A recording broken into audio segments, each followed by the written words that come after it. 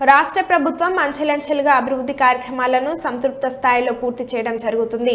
రాష్ట్ర రవాణా మరియు యువజన క్రీడా శాఖ మంత్రి మండిపల్లి రాంప్రసాద్ రెడ్డి తెలిపారు.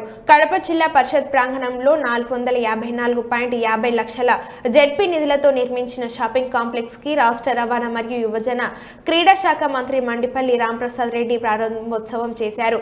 ఈ కార్యక్రమానికి మంత్రితో పాటు జిల్లా collector Shivashankar Lotheti, ZP chairperson Jyeshta Sharada, Kadapa Kamalapuram ఎమ్మెల్యేలు ఆర్ మాధవిరెడ్డి, పుత్త చైతన్య రెడ్డి హాజరుపరిచారు. ఈ కార్యక్రమంలో ZP CEO Sudhakar Reddy, TDP political bureau సభ్యులు ఆర్ శ్రీనివాస్ రెడ్డి, స్థానిక నాయకులు, పలువురు జిల్లా అధికారులు, జెడ్పీ సిబ్బంది తదితరులు పాల్గొన్నారు.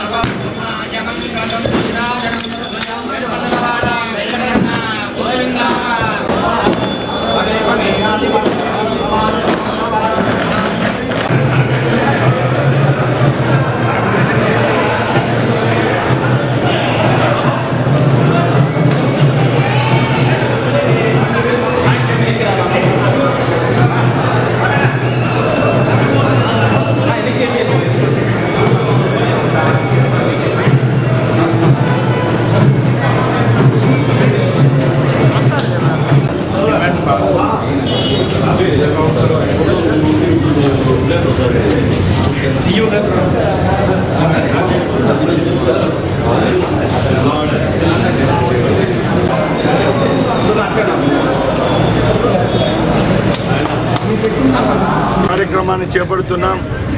వాడవాడల్లో ప్రభుత్వం యొక్క పనితీరుపై గత 100 రోజుల్లో ఏవైతే సంక్షేమ పథకాలు, అభివృద్ధి ఫలాలు ఈ ప్రజలకు అందాయో సమీక్షించుకుంటూ మేము ప్రజల్లోకి వెళ్తున్నాం. ఎక్కడ చూసినా ఆశేష స్పందన ఉంది. ముఖ్యంగా గత ఎన్నికలకు ముందు ఏవైతే హామీలు ఇచ్చామో అవి తూచా తప్పకుండా ఈ రాష్ట్ర ప్రజలకు అందించాము. అందుకే గర్వంగా ప్రజల మధ్యకు వెళ్తున్నామని గర్వంగా చెప్తున్నాం.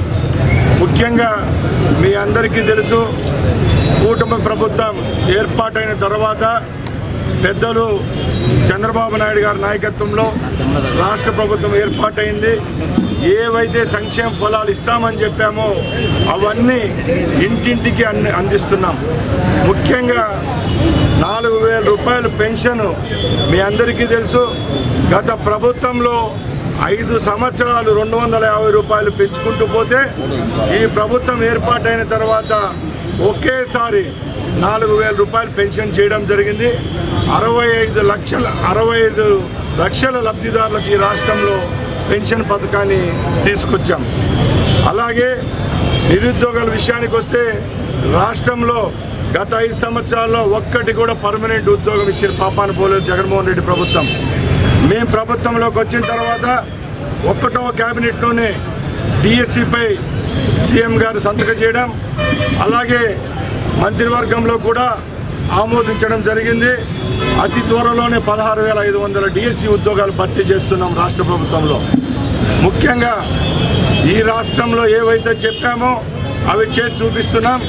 అలాగే అన్నా క్యాంటీన్ల విషయానికి వస్తే మీ అందరికీ చెప్పాలా, రాష్ట్రంలో లక్షలాది మంది పేదవాళ్లకు కడుపు నిండా పెట్టే అన్నా క్యాంటీన్ పథకాన్ని 2019లో జగన్మోహన్ రెడ్డి ముఖ్యమంత్రి అయిన తర్వాత రద్దు చేయడం జరిగింది.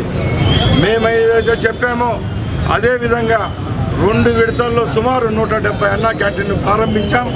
పేదలకు 5 రూపాయలకే నాణ్యమైన భోజన సౌకర్యం కల్పిస్తున్నాం.